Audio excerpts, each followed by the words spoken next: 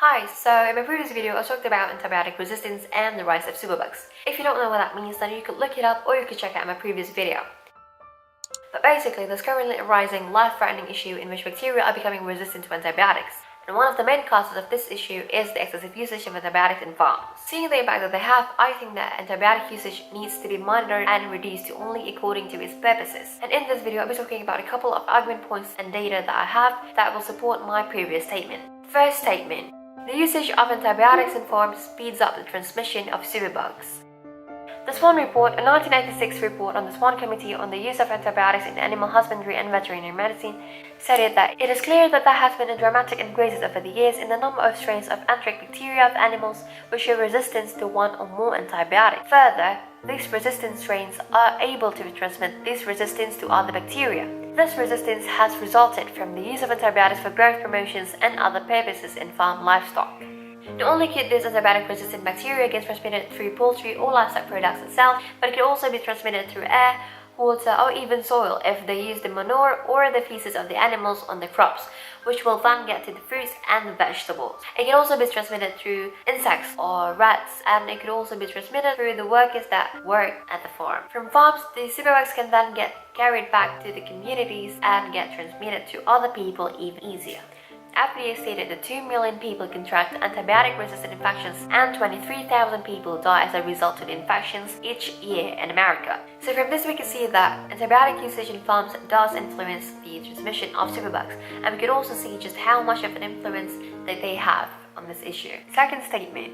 The government needs to improve farm supervision to ensure that antibiotics are used responsibly. There are actually existing rules and regulations that control the usage of antibiotics and other drugs or medications in farms. Indonesia also has a rule regarding this. According to the 1992 Government Regulation No. 78, based on the classification of damage caused when it's used, animal medicines and drugs are classified into three: powerful drugs, over-the-counter drugs, and another one in between them. Powerful drugs are drugs which, if not used properly, could inflict damage to the animal which it's used upon or to the people who consume the animal or its products. An antibiotic falls into this category. Based on the 7th article of the same rule, powerful drugs must be used by veterinarians or by other people with the guidance or under supervision of the veterinarians. Even with the rules and regulations, antibiotic usage is still abused and irresponsible. But it doesn't only happen in Indonesia, it also happens in other countries.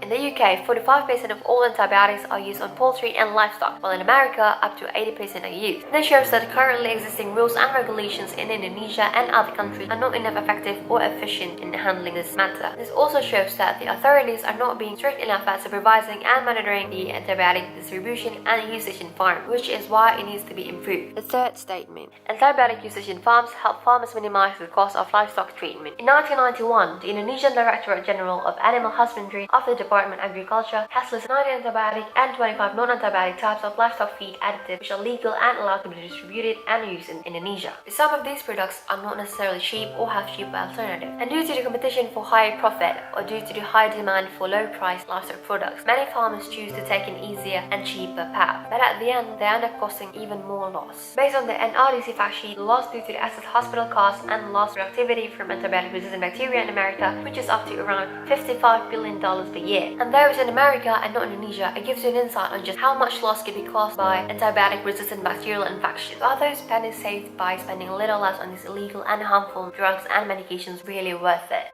Fourth statement. Antibiotic resistance will happen with or without its usage in farms. It's true that antibiotic resistance is not only caused by its usage in farms, but also by other things, like the wrong prescription of antibiotics and viral infections, by the mass production of antibacterial products, by the irresponsible usage of antibiotics, and others. There have been efforts of prevention of antibiotic resistance by the Center of Disease Control and Prevention, such as by encouraging doctors to wisely prescribe antibiotics to their patients, or by encouraging patients to use their antibiotics responsibly. But as we've learned from the first argument point, we know that one of the main causes of antibiotic resistance is the antibiotic usage in farms. So even though we have these other efforts of prevention, if one of the main causes of the issue itself is not being taken care of, then the issue will not stop from happening. So that's all the argument points and data that I have for this video. I hope that you have a better understanding and more insight on the topic. And if you want to take a deeper look on the information and facts that I put in the video, then I will write down all the links in the description below so you can check them out. And thank you so much for watching, and I will see you in my next video.